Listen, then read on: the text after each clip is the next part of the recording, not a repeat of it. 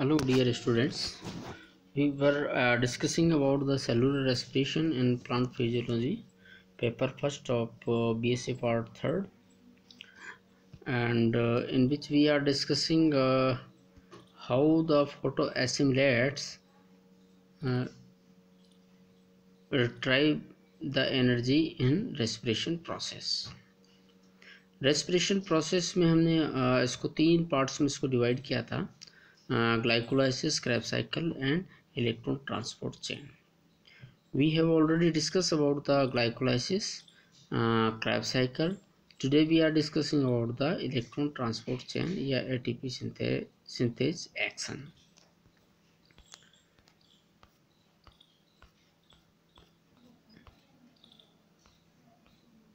Before discussing electron transport chain, we must know the basics of respiration. और respiration की जो basics है उसमें अगर आपने देखा है तो ये this is the clearly showing what we have learn up to now. इसमें हमने देखा कि कैसे एक ग्लूकोज मॉलिक्यूल से थ्रू ग्लाइकोलाइसिस कन्वर्ट होता है पायरुवेट में, देन पायरुवेट कन्वर्ट होता है एसिटाइल कोएंजाइम में, और पायरुवेट जो साइटोप्लाज्म बनता है वो एंटर होता है माइटोकॉन्ड्रिया में. देन माइटोकॉन्ड्रिया की जो मैट्रिक्स है वहाँ पर acetyl coenzyme A through Krebs cycle या सिट्रिक एसिड साइकिल ये प्रोसेस होता है और उसमें non harmful compound carbon dioxide इसमें जनरेट होता है, वाटर मॉलिक्यूल जनरेट होता है. उसी के साथ में आपने देखा कि वहाँ पर दो जो एनर्जी मॉलिक्यूल जिसे हम कह सकते हैं NADH2 और FADH2 रेडॉक्स पोटेंशियल के रूप में उनका फॉर्मेशन होता है. इस पूरी प्रोसेस में NADH2 और FADH2 का जो फॉर्मेशन होता है, इसके अलावा कुछ ATP का फॉर्मेशन होता है. इस NADH2 और FADH2 फिर एंटर करते हैं इलेक्ट्रॉन ट्रांसपोर्ट चेन में, और वहाँ पर through the process of oxidative phosphorylation ये कन्वर्ट होती है ATP में, जो कि एनर्जी का सोर्स है. जो भी जितने भी बायोलॉजिकल जो एनर्जी सोर्स है वो बायोलॉजिकल एक्टिविटी जितनी भी होती है थ्रू द ATP मॉलिक्यूल्स के होती है. तो यहाँ पर हमने देखा ये अगर इसकी माइटोकॉन्ड्रिया का स्ट्रक्चर आपको वापस में रिवाइज की जा रही है, क्योंकि यहाँ पर जो सारी जो इलेक्ट्रॉन ट्रांसपोर्ट चेन्स जो होगी वो यहाँ पर आप देखेंगे माइटोकॉन्ड्रिया में आउटर और इनर मेम्ब्रेन होती है.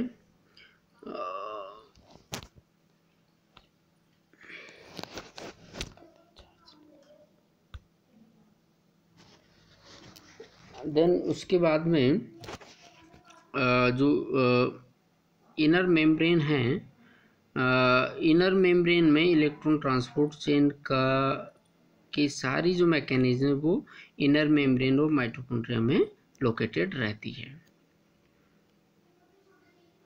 इसके अलावा दोनों मेम्ब्रेन के बीच में इंटर मेम्ब्रेन स्पेस होता है जो बहुत ही इम्पोर्टेंट है, जिसे हम ATP का फॉर्मेशन पढ़ेंगे तब ये बहुत हमारे काम आने वाली चीज़ है. तो इसको हमें ध्यान रखना है. तो बेसिकली इलेक्ट्रॉन ट्रांसपोर्ट चेन क्या है? Electron transport chain is a series of complex that transfer electron from electron donor to electron acceptor by redox material. मतलब इस जो पूरी प्रोसेस में है उसमें एक इलेक्ट्रॉन डोनर से इलेक्ट्रॉन ट्रांसपोर्ट होता है इलेक्ट्रॉन एक्सेप्टर की तरफ, और उसी के साथ में ये कुछ जो इलेक्ट्रॉन ट्रांसफर के साथ साथ में ये प्रोटॉन को इनर जो मैट्रिक्स है, मैट्रिक्स रीजन से थ्रू इनर मेम्ब्रेन से और इंटर मेम्ब्रेन में ये रिलीज़ करते हैं. ये जो जगह है या स्पेस है उसको हमें ध्यान रखना है कि जो भी प्रोटॉन्स हैं वो कहाँ से रिलीज होंगे, कहाँ से ट्रांसफ़र होंगे, मैट्रिक्स से inner membrane inter membrane space में. तो the electron transport chain the site of oxidative phosphorylation, इसको हम ऑक्सीडेटिव फास्फोराइलेशन बोलते हैं क्योंकि इसमें ऑक्सीजन उपयोग में आती है, ऑक्सीजन यहाँ पर काम आती है और वो वाटर मॉलिक्यूल्स बनाने में आगे काम आएगी, जिसको हम आगे इसको देखेंगे। तो the energy stored from the process of respiration in reduced compound, reduced compound कौन कौन से, NaDH2 और FADH2 के रूप में एनर्जी स्टोर्ड की जाती है, और through electron transport chain in जो रिड्यूस्ड जो कंपाउंड है उनसे ATP के रूप में एनर्जी जनरेट की जाती है through the electron transport chain.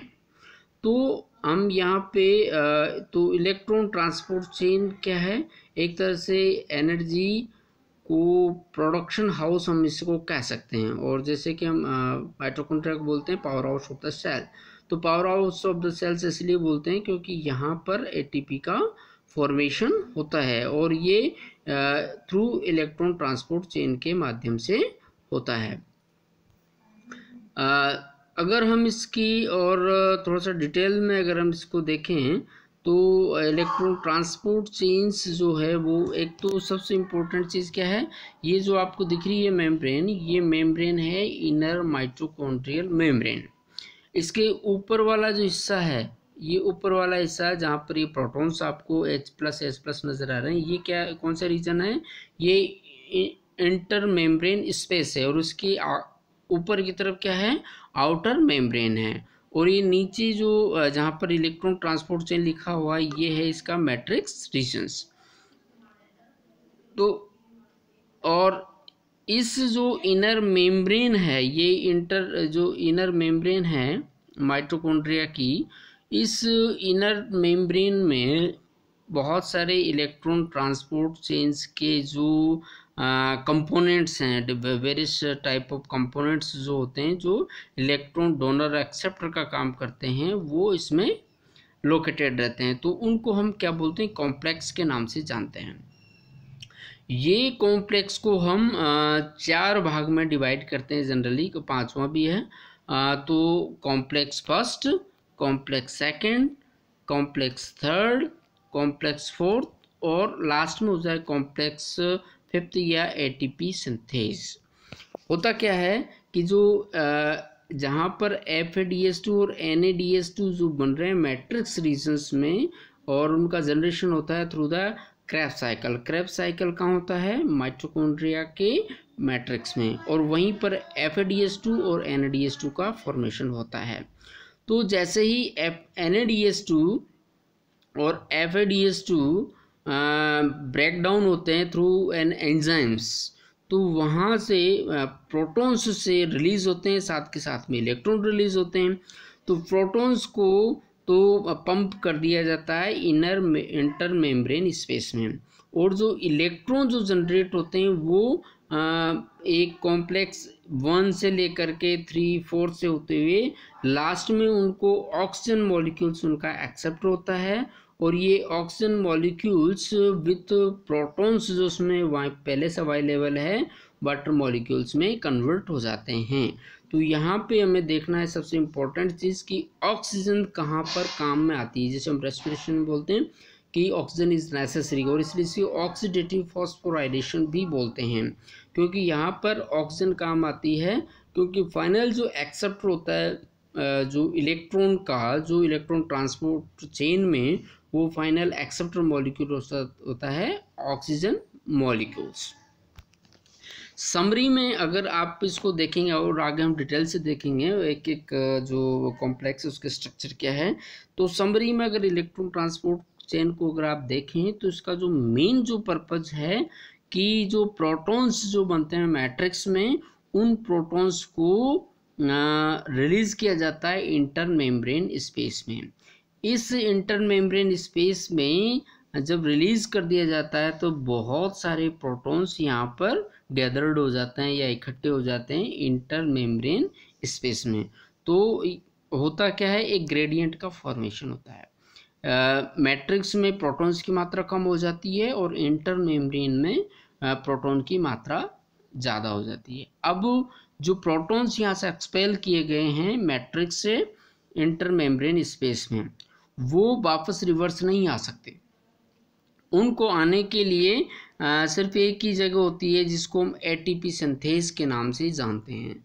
इस एटीपी सिंथेज में, या जिसको एटीपेज भी बोलते हैं, तो एक मिचेल की कीमियोस्मोटिक थ्योरी ने सबसे पहले इसको एक्सप्लेन किया था, how protons are utilised for the formation of ATP molecules. तो उसमें जो प्रोटॉन्स मॉलिक्यूल्स हैं वो इंटर मेम्ब्रेन स्पेस से थ्रू एटीपेज, जिसको F0 F1 कॉम्प्लेक्स भी बोलते हैं, तो वो इंटर मेम्ब्रेन स्पेस से थ्रू एटीपेज सिंथेज रिलीज होते हैं मैट्रिक्स में। उसके साथ साथ में जैसे ही वो इंटर मेम्ब्रेन स्पेस से मैट्रिक्स में आते हैं, उसी के साथ में एक तरह रोटेशन की तरह काम करते हैं। इसमें बहुत सारे मॉलिक्यूल्स होते हैं जिसका भी हम डिटेल्स में स्टडी करने वाले हैं। तो वहाँ पर एक एटीपी और एक फॉस्फेट, एक एडीपी, एडिनोसिन डाइफॉस्फेट, प्लस उसमें एक फॉस्फेट मॉलिक्यूल्स जोड़ दिया जाता है, जिसको फास्फोराइलेशन प्रोसेस बोलते हैं। तो एडीपी में एक फॉस्फेटाइंस जब जुड़ता है तब उसको हम एक ATP molecules, adenosine triphosphate molecules कहते हैं। और ये अल्टीमेट गोल होता है इलेक्ट्रॉन ट्रांसपोर्ट चेन का, कि एटीपी का उससे फॉर्मेशन होता है। In next video we will discuss about different जो कॉम्प्लेक्स हैं उनके स्ट्रक्चर क्या है, कैसे वो काम करते हैं। Thank you.